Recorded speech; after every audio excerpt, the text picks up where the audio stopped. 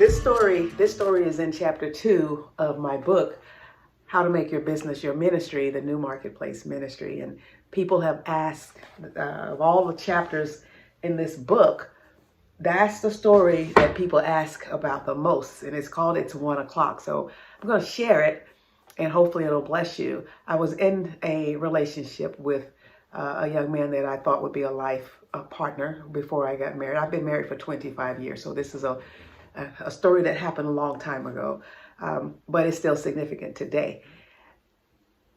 There was something wrong. We were engaged. There was something off, and I knew it was off. And that's my first lesson. If you are engaged to someone, you're in a relationship, and you love the Lord, and there's something checking you inside, listen. I said a prayer, and I called it a Mack truck prayer. And the Mack truck prayer went something like this: God, there's something going on. I don't know what it is. It's an emotional deal. I can't put my finger on it, but I need you to do what it takes to let the truth come forth. I don't care if I cry. I don't care if it hurts. I just need the truth. So one night, late in the night, I went for a visit, couldn't sleep. Something just said, go knock on the door. I went and knocked on the door, and he was there with another young lady. So I was really distraught, hurt. My biggest concern about this is that I had prayed about it and felt led by God, and there were so many spiritual aspects that I was shocked that it had gotten that far, and I didn't know that the person could not be trusted.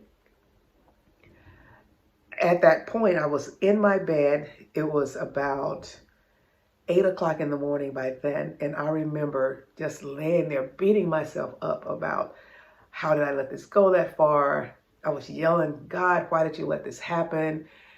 And I very clearly heard in my spirit, the Holy Spirit revealed to me that I didn't do this, Rhonda, you did.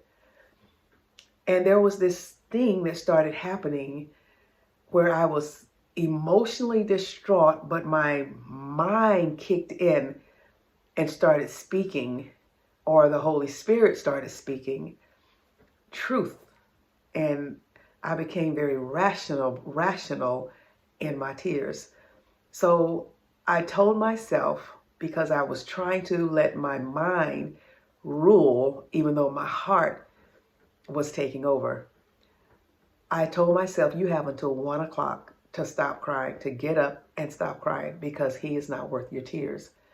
Now, I tell people this story, and I realize emotions can be deep, and this is not for everyone. So if you know this is not for you, please don't put in the comments anything that says everybody can't do this. I'm fully aware that this is not for everyone.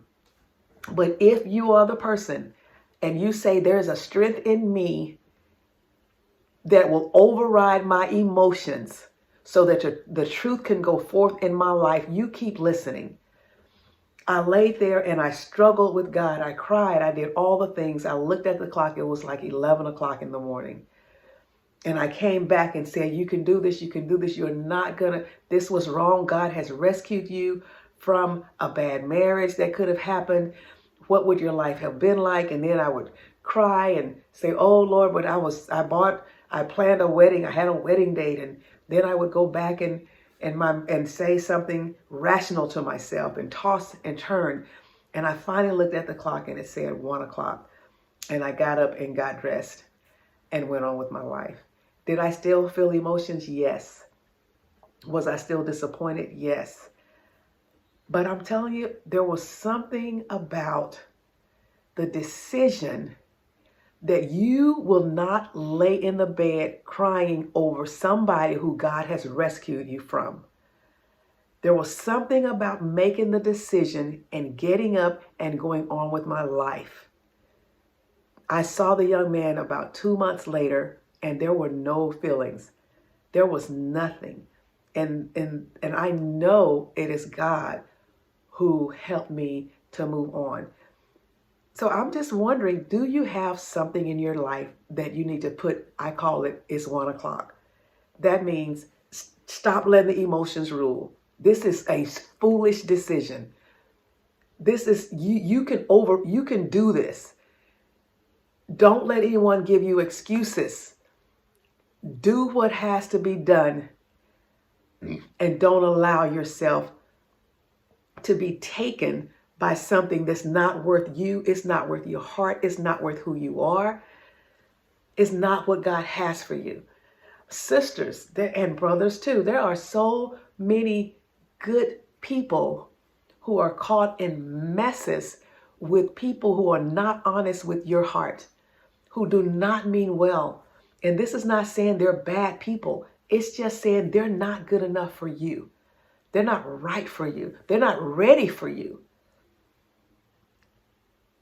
I can't stress enough how empowered you will be when you grab your mind and your decisions over your emotions.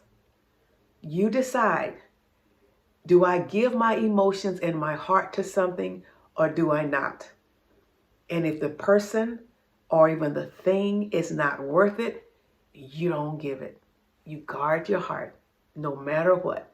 You see how valuable and how precious you are. You see that you're God's chosen person and that people don't get to do that. You don't have to yell and scream and declare. You just step away. Say, not today, because it is 1 o'clock. I hope that helps somebody.